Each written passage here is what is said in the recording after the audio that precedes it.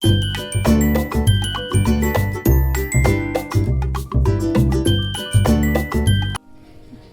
ಸ್ನೇಹಿತರೆ, ಎಲ್ರಿಗೂ ಲಕ್ಷ್ಮೀ ಸಾಗರ್ ಕನ್ನಡ ಬ್ಲಾಗ್ಸ್ಗೆ ಸ್ವಾಗತ. ನಾನು ನಿಮ್ಮ ಲಕ್ಷ್ಮಿ. ಇವತ್ತು ನಾನು ನಿಮಗೆ ಈ ತರಕಾರಿಗಳನ್ನೆಲ್ಲ ಮಿಕ್ಸ್ ಮಾಡಿ ರವೆ ರೊಟ್ಟಿ ಯಾವ ಥರ ಮಾಡೋದು ಅಂತ ತೋರಿಸ್ಕೊಡ್ತೀನಿ ಬನ್ನಿ. ನಾನಿಲ್ಲಿ ಒಂದು ಬಟ್ಟಲು ಸಣ್ಣ ರವೆ ತೊಗೊಂಡಿದ್ದೀನಿ. ನಾನಿಲ್ಲಿ ಬರೀ ಸಣ್ಣ ರವೆ ತೊಗೊಂಡಿದ್ದೀನಿ. ನೀವು ಬೇಕಾದ್ರೆ ಇದರಲ್ಲಿ ಅರ್ಧ ಕಪ್ ಚಿರೋಟಿ ರವೆ, ಅರ್ಧ ಕಪ್ ಸಣ್ಣ ರವೆ ಅಂದರೆ ಮೀಡಿಯಮ್ ರವೆ ಅಂತ ಬರ್ತಲ್ಲ, ಅದನ್ನು ಎರಡೂ ಸೇರಿಸ್ಕೋಬೋದು. ನಾನಿಲ್ಲಿ ಬರೀ ಇವತ್ತು ಸಣ್ಣ ರವೆ ತೊಗೊಂಡಿದ್ದೀನಿ. 1 ಕಪ್ ತೊಗೊಂಡಿದ್ದೀನಿ ನಾನು ಈ ಬಟ್ಟಲಲ್ಲಿ.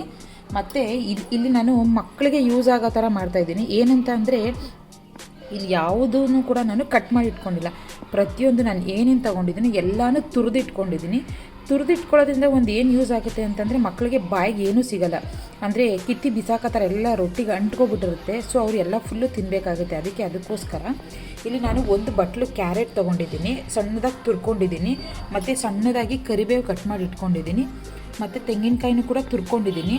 ಈಗ ಯಾರು ಇಲ್ಲ ಮನೇಲಿ ದೊಡ್ಡ ಮಕ್ಕಳಿದ್ದಾರೆ ತಿಂತಾರೆ ಅನ್ನೋರು ಬೇಕಾದ್ರೆ ತೆಂಗಿನಕಾಯಿನ ಸಣ್ಣದಾಗಿ ಪೀಸಾಗಿ ಕಟ್ ಮಾಡ್ಕೋಬೋದು. ಮತ್ತು ಹಸಿಮೆಣ್ಸಿನ್ಕಾಯಿನೂ ಅಷ್ಟೇ. ಇದು ಒಂದು ಕಿತ್ತು ಬಿಸಾಕಲಿ ಅಂತ ರುಬ್ಬಿಟ್ರೆ ಸ್ವಲ್ಪ ಗ್ಯಾಸ್ಟ್ರಿಕ್ ಆಗುತ್ತಲ್ಲ ಹಸಿಮೆಣ್ಸಿನ್ಕಾಯಿ ಮಕ್ಕಳಿಗೆ. ಅದಕ್ಕೋಸ್ಕರ ನೀವು ತಿನ್ನಿಸ್ಬೇಕಾದ್ರೆ ಇಲ್ಲ ಮಕ್ಕಳು ತಿನ್ಬೇಕಾದ್ರೆ ಕಿತ್ತು ಬಿಸಾಕ್ಬೋದು. ಅದಕ್ಕೋಸ್ಕರ ಹಸಿಮೆಣ್ಸಿನ್ಕಾಯಿ ಇಲ್ಲಿ ಒಂದು 3 ಹಸಿಮೆಣ್ಸಿನ್ಕಾಯಿ ತೊಗೊಂಡಿದ್ದೀನಿ. ನಾನು ಈರುಳ್ಳಿ ಕೂಡ ತುರ್ಕೊಂಡಿದ್ದೀನಿ. ಇದು ಲಾಸ್ಟಲ್ಲಿ ತುರಿದಾಗ ಮಿಕ್ಕುತ್ತಲ್ಲ, ಅದು ಲಾಸ್ಟಲ್ಲಿ ಒಂದು ಸ್ವಲ್ಪ ತುರಿಯೋಕ್ಕಾಗಲ್ವಲ್ಲ, ಅದನ್ನು ಮಾತ್ರ ಸಣ್ಣದಾಗಿ ಕಟ್ ಮಾಡಿ ಇಟ್ಕೊಂಡಿದ್ದೀನಿ. ಮತ್ತು ಒಂದು ನೂಕೋಲು ಗೆಡ್ಡೆಕೋಸು ಇದೆಯಲ್ಲ ಅದನ್ನು ತುರಿದಿಟ್ಕೊಂಡಿದ್ದೀನಿ. ಮತ್ತು ಇದು ಸಬ್ಬಕ್ಕಿ ಸೊಪ್ಪು, ಇದನ್ನು ಕೂಡ ಸಣ್ಣದಾಗಿ ಕಟ್ ಮಾಡ್ಕೊಂಡಿದ್ದೀನಿ. ಮತ್ತು ಇದು ಕೊತ್ತಂಬರಿ ಸೊಪ್ಪು, ಮತ್ತು ರುಚಿಗೆ ತಕ್ಕಷ್ಟು ಉಪ್ಪು, ಇಷ್ಟು ತೊಗೊಂಡಿದ್ದೀನಿ. ಇದಕ್ಕೆ ಬೇಕಾದರೆ ನೀವು ಇನ್ನೂ ಒಂದು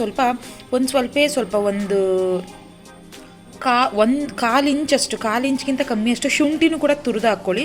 ಸ್ವಲ್ಪ ಜೀರಿಗೆ ಸೇರಿಸ್ಕೊಳ್ಳಿ, ಟೇಸ್ಟ್ ತುಂಬ ಚೆನ್ನಾಗಿರುತ್ತೆ. ಬೇಕು ಅನ್ನೋರು ಅದನ್ನೆಲ್ಲ ಸೇರಿಸ್ಕೋಬೋದು, ಬೇಡ ಅನ್ನೋರು ಇಷ್ಟರಲ್ಲೇ ಮಾಡ್ಕೋಬೋದು. ಫಸ್ಟ್ ಇದನ್ನು ಇಷ್ಟು ಇಟ್ಕೊಂಡು ಈಗ ರೊಟ್ಟಿ ಹೇಗೆ ಮಾಡೋದು ಅಂತ ತೋರಿಸ್ಕೊಡ್ತೀನಿ. ಮೊದಲು ಈಗ ಇದಕ್ಕೆ ಒಂದು ಬಟ್ಲು ತೊಗೊಳ್ಳೋಣ. ಒಂದು ಬಟ್ಲಿಗೆ ಈಗ ಕಲಿಸ್ಕೊಳ್ಳೋಣ ಇದನ್ನೆಲ್ಲ ಹಾಕ್ಕೊಂಡು. ಈಗ ಇದು 1 ಕಪ್ ರವೆ ತೊಗೊಂಡಿದ್ನಲ್ಲ ಅದನ್ನು ಹಾಕೋತಾ ಇದ್ದೀನಿ. ಈಗ ಈ ತರಕಾರಿನೆಲ್ಲ ಇದಕ್ಕೆ ಹಾಕೊಳ್ಳೋಣ.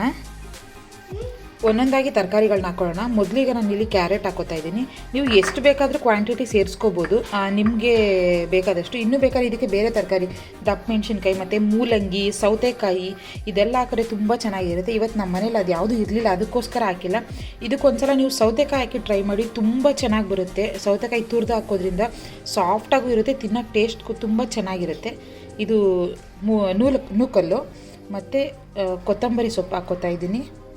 ಆಮೇಲೆ ಈಗ ಸಬ್ಬಸಿಗೆ ಸೊಪ್ಪು, ಇದನ್ನು ಅಷ್ಟೇ ಜಾಸ್ತಿ ಸೇರಿಸ್ಕೋಬೋದು, ಟೇಸ್ಟ್ ತುಂಬ ಚೆನ್ನಾಗಿರುತ್ತೆ. ಮತ್ತು ಇಲ್ಲಿ ನಾನು ಒಂದು ದಪ್ಪ ಈರುಳ್ಳಿನ ತುರ್ಕೊಂಡಿದೆ, ಅದನ್ನು ಹಾಕೋತಾ ಇದ್ದೀನಿ. ಮತ್ತು ತೆಂಗಿನಕಾಯಿ ತುರಿ ಇದನ್ನು ಹಾಕೋತಾ ಇದ್ದೀನಿ. ಹಾಗೆ ಕರಿಬೇವು ಜಾಸ್ತಿ ಕೂಡ ಹಾಕೋಬೋದು ನೀವು. ನಿಮಗೆ ಕ್ವಾಂಟಿಟಿ ಇಷ್ಟೇ ಹಾಕೋಬೇಕು ಅಂತೇನಿಲ್ಲ. ಬಟ್ ತುಂಬ ಜಾಸ್ತಿ ಆಗಿಬಿಟ್ರೆ ರವೆ ರೊಟ್ಟಿ ಥರ ಫೀಲ್ ಆಗಲ್ಲ, ಬರೀ ತರಕಾರಿಗಳು ಸಿಗುತ್ತೆ. ಅದಕ್ಕೋಸ್ಕರ ಈಗ ಹಸಿಮೆಣ್ಸಿನ್ಕಾಯಿ ಹಾಕೋತಾ ಇದ್ದೀನಿ. ಈಗ ಇದನ್ನೆಲ್ಲ ಹಾಕ್ಕೊಂಡು ಫಸ್ಟು ಒಂದು ಚೆನ್ನಾಗಿ ಮಿಕ್ಸ್ ಕೊಟ್ಕೊಂಡು ಆಮೇಲೆ ಇದಕ್ಕೆ ನಾವು ಉಪ್ಪು ಹಾಕ್ಕೊಳ್ಳೋಣ. ಈಗ ಇದನ್ನು ನೀಟಾಗಿ ಚೆನ್ನಾಗಿ ಕಲಿಸ್ಕೊಳ್ಳಿ. ಫಸ್ಟು ನೀರು ಹಾಕೋಬೇಡಿ, ಯಾಕಂತಂದರೆ ಈ ತರಕಾರಿ ತುರಿದಿದ್ದೀವಲ್ಲ, ಈ ನೂಕಲ್ಲು ಮತ್ತು ಈರುಳ್ಳಿ ಇದರಲ್ಲೇ ನೀರಿರುತ್ತೆ.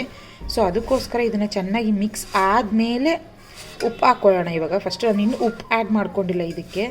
ಈ ಥರ ಚೆನ್ನಾಗಿ ಮಿಕ್ಸ್ ಮಾಡ್ಕೊಳ್ಳೋಣ ಕೈಯಲ್ಲೇ. ನೀವು ಕೈಯಲ್ಲಿ ಯೂಸ್ ಮಾಡಲ್ಲ ಅಂದರೆ ಬೇಕಾದ್ರೆ ಯಾವುದಾದ್ರೂ ಒಂದು ಇದು ಸೌಟಲ್ಲಿ ಕೂಡ ಮಿಕ್ಸ್ ಮಾಡ್ಕೋಬೋದು.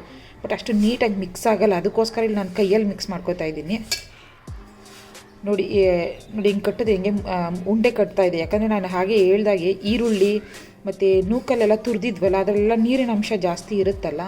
ಸೊ ಅದಕ್ಕೋಸ್ಕರ ಇನ್ನೂ ನೀವು ಇದಕ್ಕೆ ಸೌತೆಕಾಯಿ ಹಾಕ್ಕೊಂಡ್ರೆ, ಅದಕ್ಕೆ ಸೌತೆಕಾಯಿ ಮತ್ತು ದಪ್ಪ ಮೆಣಸಿನ್ಕಾಯಿನೆಲ್ಲ ತುರಿದು ಹಾಕ್ಕೊಂಡಾಗ ಇನ್ನೂ ಜಾಸ್ತಿ ನೀರಿನ ಅಂಶ ಇರುತ್ತೆ ಅದರಲ್ಲಿ.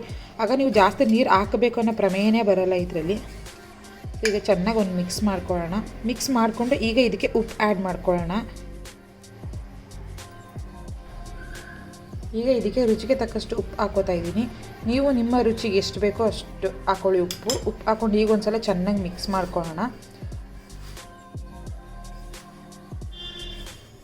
ಇದೆಲ್ಲ ಚೆನ್ನಾಗಿ ಮಿಕ್ಸ್ ಆದಮೇಲೆ ಇದಕ್ಕೆ ಒಂದು ಸ್ವಲ್ಪ ಜಾಸ್ತಿ ನೀರು ಹಾಕೋಬೇಡಿ, ಒಂದು ಸ್ವಲ್ಪ ನೀರು ಹಾಕ್ಕೊಂಡು ಕಲಿಸ್ಕೊಳ್ಳೋಣ.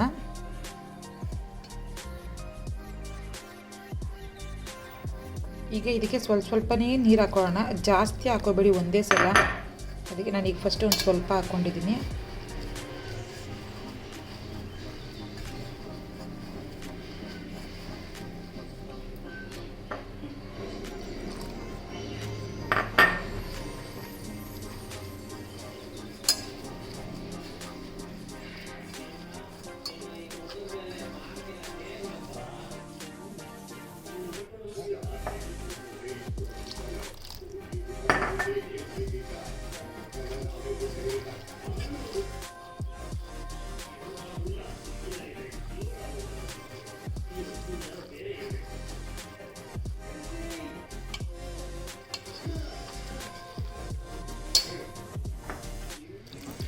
ಆಗಲೇ ನಿಮಗೆ ಕ್ಯಾರೆಟ್ ತೋರಿಸಿದ್ನಲ್ಲ, ಟೋಟಲ್ ಆ ಬಟ್ಲಲ್ಲಿ ನಾನೀಗ 1.5 ಬಟ್ಲಷ್ಟು ನೀರು ಹಾಕ್ಕೊಂಡಿದ್ದೀನಿ.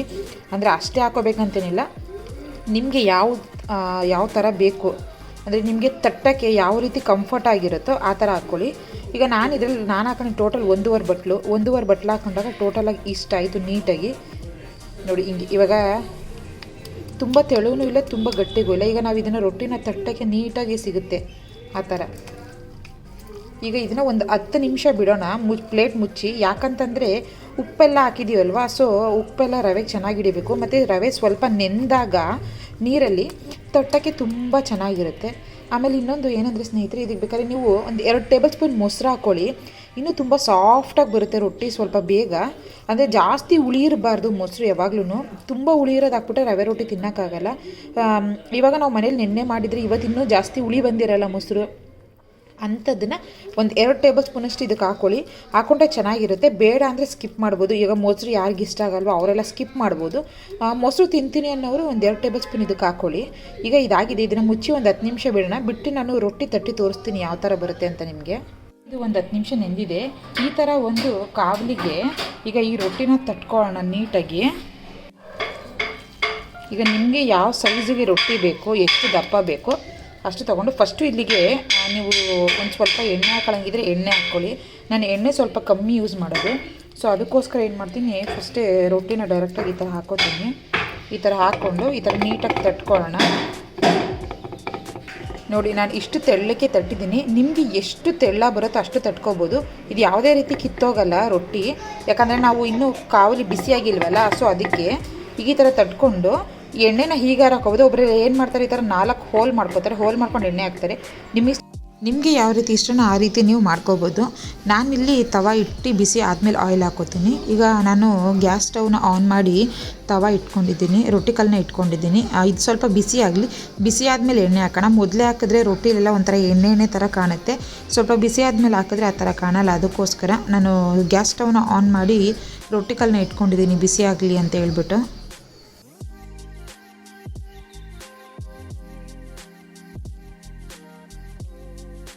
ಈಗ ಸ್ವಲ್ಪ ಬಿಸಿಯಾಗಿದೆ, ನಾನು ಇದಕ್ಕೆ ಆಯಿಲ್ ಅಪ್ಲೈ ಮಾಡ್ಕೋತಾ ಇದ್ದೀನಿ. ನೀವು ಅಷ್ಟೇ, ನೀವು ಯಾವ ಆಯಿಲ್ ಯೂಸ್ ಮಾಡ್ತೀರೋ ಅದನ್ನು ಯೂಸ್ ಮಾಡ್ಕೋಬೋದು. ಒಬ್ಬೊಬ್ಬರು ಕೊಬ್ಬರಿ ಎಣ್ಣೆ ಯೂಸ್ ಮಾಡ್ತಾರೆ, ಆಲಿವ್ ಆಯಿಲ್ ಯೂಸ್ ಮಾಡ್ತಾರೆ, ಒಬ್ಬೊಬ್ಬರು ಗಾಣದ ಎಣ್ಣೆ ಯೂಸ್ ಮಾಡ್ತಾರೆ. ನೀವು ಯಾವ್ದು ಯೂಸ್ ಮಾಡ್ತೀರೋ ಅದನ್ನು ಹಾಕ್ಕೊಂಡು ಮೊದಲೇ ಏನು ಮಾಡಿ, ಒಂದು ಸ್ವಲ್ಪ ಎಡ್ಜಸ್ನೆಲ್ಲ ಈ ಥರ ಇದು ಮಾಡ್ಕೊಳ್ಳಿ. ಆವಾಗ ರೊಟ್ಟಿ ಎತ್ತಕ್ಕೆ ಈಸಿ ಆಗುತ್ತೆ. ನಾನು ತೋರಿಸ್ತಾ ಇದ್ದೀನಲ್ಲ ಆ ಥರ.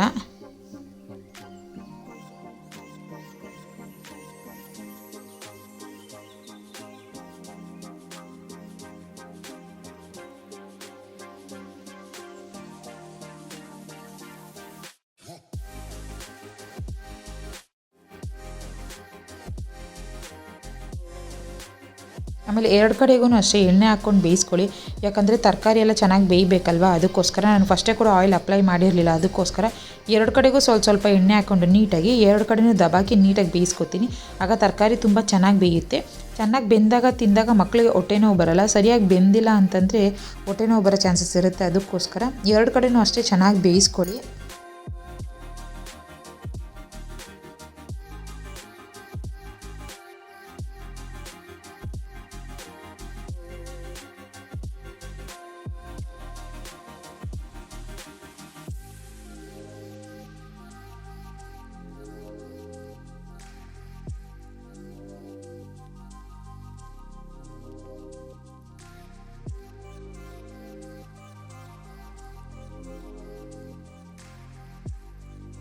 ಈಗ ಇದು ಬೆಂದಿದೆ. ನಾನು ಇದನ್ನು ಸರ್ವ್ ಮಾಡಿ ತೋರಿಸ್ತೀನಿ ಯಾವ ಥರ ಎಷ್ಟು ಚೆನ್ನಾಗಿ ಬಂದಿದೆ ಕಲರ್ಫುಲ್ಲಾಗಿ.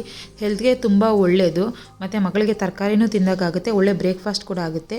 ನೀವು ಅಷ್ಟೇ ಸ್ನೇಹಿತರೆ ಎಲ್ಲರೂ ಮನೇಲಿ ಒಂದು ಸಲ ಟ್ರೈ ಮಾಡಿ ಹೇಗೆ ಬಂತು ಅಂತ ನನಗೆ ಕಮೆಂಟ್ ಮುಖಾಂತರ ತಿಳಿಸಿ. ಹಾಗೆ ಯಾರೆಲ್ಲ ಇನ್ನೂ ನನ್ನ ಚಾನಲ್ನ ಸಬ್ಸ್ಕ್ರೈಬ್ ಮಾಡ್ಕೊಂಡಿಲ್ಲೋ ಅವರೆಲ್ಲ ದಯಮಾಡಿ ಸಬ್ಸ್ಕ್ರೈಬ್ ಮಾಡ್ಕೊಳ್ಳಿ. ಹಾಗೆ ಎಲ್ಲೂ ಸ್ಕಿಪ್ ಮಾಡದೆ ಪೂರ್ತಿ ವಿಡಿಯೋ ನೋಡಿ ನಿಮ್ಮ ಅನಿಸಿಕೆ ಅಭಿಪ್ರಾಯಗಳನ್ನ ಕಮೆಂಟ್ ಮುಖಾಂತರ ತಿಳಿಸಿ. ಮತ್ತು ಹಾಗೆ ಫ್ಯಾಮಿಲಿ ಫ್ರೆಂಡ್ಸ್ಗೂ ಕೂಡ ವಿಡಿಯೋನ ಶೇರ್ ಮಾಡಿ. ನನ್ನ ವಿಡಿಯೋನ ನೋಡಿದ್ದಕ್ಕೆ ಧನ್ಯವಾದಗಳು ಸ್ನೇಹಿತರೆ. ಹಾಗೆ ಮತ್ತೊಂದು ದಿನ ಹೊಸ ವಿಡಿಯೋ ಜೊತೆಗೆ, ಹೊಸ ಬ್ಲಾಗ್ ಜೊತೆಗೆ, ಹೊಸ ರೆಸಿಪಿ ಜೊತೆಗೆ ನಿಮ್ಮನ್ನ ಭೇಟಿ ಆಗ್ತೀನಿ. ಧನ್ಯವಾದಗಳು ಸ್ನೇಹಿತರೆ.